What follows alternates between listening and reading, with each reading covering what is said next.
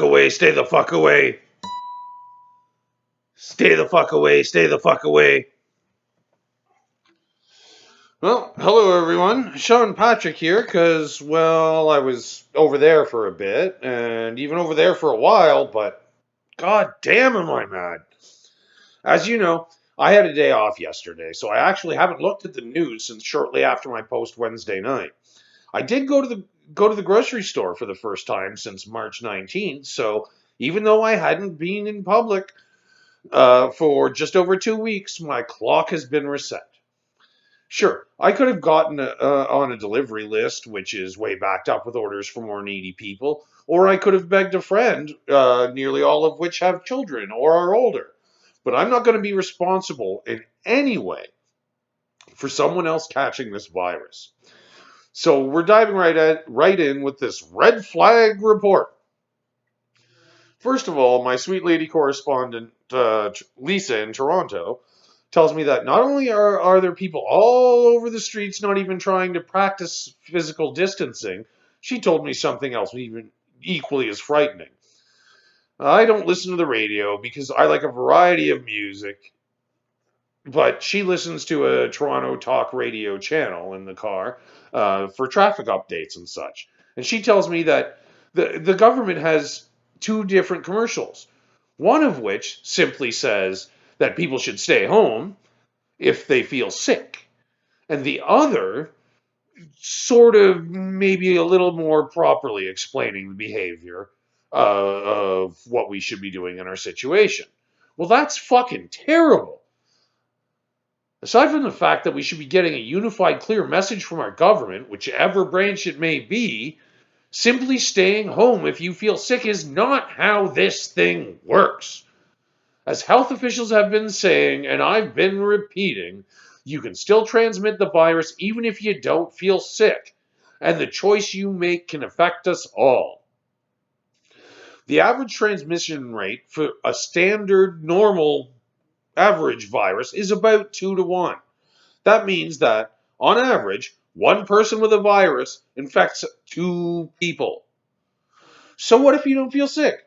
Never mind that. Even though you don't exhibit any or even just mild symptoms, you could end up with permanent respiratory damage. But you know what? Nah, never mind about that too. Because what you are doing by not observing physical distancing and self-isolation is exposing other people to the virus, and it may kill them. Doesn't matter how large or small the estimates say the death rate is. By choosing to ignore these regulations, you could be responsible for killing someone, and that is not your choice to make. To me, the important part of the message is obvious, which is why it became the tagline at the end of my show. Now, aside from my trip into public, which is still making me shake, one of my loyal viewers sent me a link to a video this morning, and it needs to be talked about. The people who made this video and the people who have posted and reposted it should all be arrested for attempted murder. The version I found first said it was edited, so I found the complete version, which really only added more voiceover from the person who posted it, and some lame cutscenes, which really didn't turn out to be necessary. So I'm not going to tell you how to find this video, because the last thing I want is for more people to see this thing and possibly believe it. Instead, I'm going to make a few direct points to it and then throw the research I've been doing all day at you. And by the end of it, if you really want to watch it, you should be able to find it. But you will also be able to find the sources of the information I'm giving you, and all of them are reputable. Now, I don't have any credentials to make me an authority on this, or really anything else. I have no formal post-secondary education. I don't have any fancy letters after my name, and I can't insist that when people call me Mr., they call me Doctor instead. But I am a jaded and suspicious motherfucker who knows how information gathering and research works. And when I get a bee in my bonnet, I have to get it out. No choice. So when I hear something, I go looking for facts. And to find facts, you have to go deeper than one article or post or headline. Even then, You can find a million posts that seem to verify it, but you have to find where it's coming from. There has to be multiple base sources, clear attention to detail, and verification by several different studies. We've already seen in so many ways how one person saying something stupid can become fact by a bunch of other people jumping on the bandwagon and reposting it from the same source. So, what I've done here is compile knowledge acquired from several countries, several studies worldwide that can be easily sourced. Because of this, I will be summarizing, and there's a lot more information out there than what I'm giving, but I'm observing proper due diligence and trying to keep it short.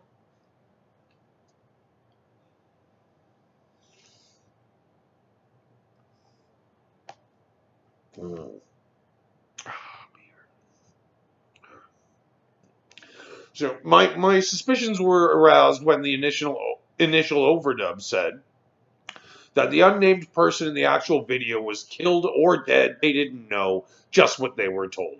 Red flag! Perfect. Leaving the door wide open for conspiracy theories. Then they went on to quote a number from a report by Dr. Anthony Fauci, which not only was an estimate, but completely taken out of context, and the rest of the information in that paper went entirely against the whole concept that he and the person in this video were trying to get across. Red flag! So this one small point was being heralded as fact at the same time as the rest of the paper was garbage. That's not how it works. And it's a direct example of how modeling numbers are not only in no way helpful to the general public, they are actually fucking dangerous. The person in the video claims to have quite a bit of expertise, knowledge, and credentials, but at no point does he say who he is. So there is no way to verify this. Red flag! He does say quite a few true things about viruses in general, but again, he takes them out of context. And this is super fucking dangerous, because to anyone who just trusts someone who sounds smart, it seems real. A cursory check will tell them that there are several correct facts about viruses, and so they will stop looking and just believe. Especially because we are all so freaked out right now.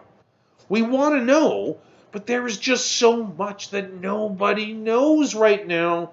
So all we can do is buy a helmet, or a mask in this case, and hope for the fucking best. All right, now I'll get down to the real information, which is, as real as anything I could find, which you will find by starting to research for yourself with an interweb search of what is a virus and following up properly from there. So a virus is an infectious agent that can only replicate within a host. Remember the word replicate. Until late 19th century, everything of this nature was thought to be a bacteria. But then it was discovered that there was a smaller organism causing things like rabies and foot and mouth disease, and the virus was born. Then in the 1930s, a scientist managed to crystallize a virus. In this state, the virus neither replicates nor degrades, which is not how life as we know it works. So the virus was downgraded from being a life form to being a biological chemical. Then, many years later, it was found that even though they need a host to be initially created or replicate, they can still be dangerous for various lengths of time depending on the type of virus and its environment, essentially being in a coma until they find a new host. Then, once they make contact, they break up with Morrissey and get it on. So does the science community as a whole say it's alive? No. They say the answer to that is a gray area. What they do say is that they agree on this and many more things to follow. Viruses are communicable. Everyone in the respected science community agrees on this. That is why travel restrictions, self-isolation, and soap and water or hand sanitizer are some of our most important weapons in this battle. That's why masks and PPEs are important, not only for our frontline workers, but why even a makeshift mask can help us normal folk. It's basic physics. When you breathe or cough or sneeze, particles containing whatever you happen to have in there come flying out. Something, anything, between your fluids and someone else reduces the amount of transfer. Why didn't our government tell us this earlier and still suggest that unless you're showing symptoms, you shouldn't wear a mask? Well, this answer is threefold at least. One reason, I hope, is that they saw the need to protect the frontline workers, the people that are most likely to come into contact with this virus, and the people we need the most right now to stop it. The second is that we in Canada, by vast majority, aren't used to wearing face masks, so this will cause us to touch our facial areas more, which is the easiest way for the virus to spread from surface to host. And number three, most of us don't know that as soon as you touch the mask after touching something else, the mask must be considered as contaminated. It has to be removed, thrown out, or disinfected so as not to create risk. If you don't sterilize your hands, then remove and appropriately discard or sterilize the mask, and then sterilize your hands again, you risk transferring the virus. Most of us don't know how the protocols work when dealing with the viral infections. Normally, it's not our job, but it is now, and the information is there. The people who made and posted this video suggest that this is yet another government ploy to take more control, but that just makes no sense. Yes, I firmly believe that they dropped the ball on this one and should have done a lot of things sooner. But if they had declared martial law earlier, it would have been political suicide, and they foolishly believed that people would listen to them.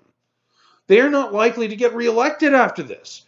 That also means that whatever party is in power now is likely to not reap the rewards in this case. They'll be out. None for them. And we've already given, at least in this country, as far as I believe, our government way more power than we should have through our lackadaisical approach to politics, of which I am guilty as well. I'm not perfect and I don't know everything, and all I can do is hope that I haven't screwed anything up here. But before every post, I spend at least 8 hours researching, making notes before actually writing my rants, which range from 6 to 12 minutes each. That's it. I'm not saying that makes me an expert in any way, but I pick small targets and I aim for the fucking bullseye, and I have not yet, nor will I ever say I know something I don't. You know my real name, and you can check my credentials or lack thereof. All the info is right there.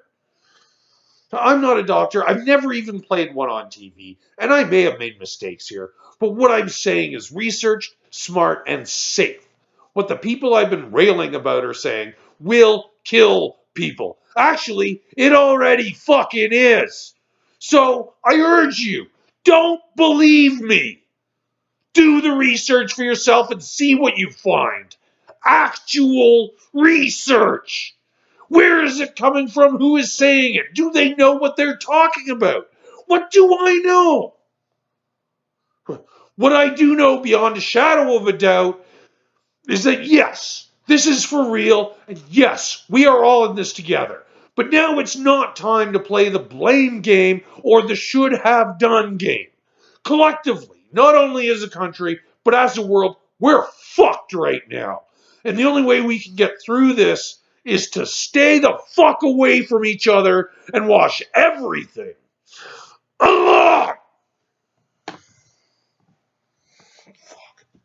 What do you think? Was I too soft?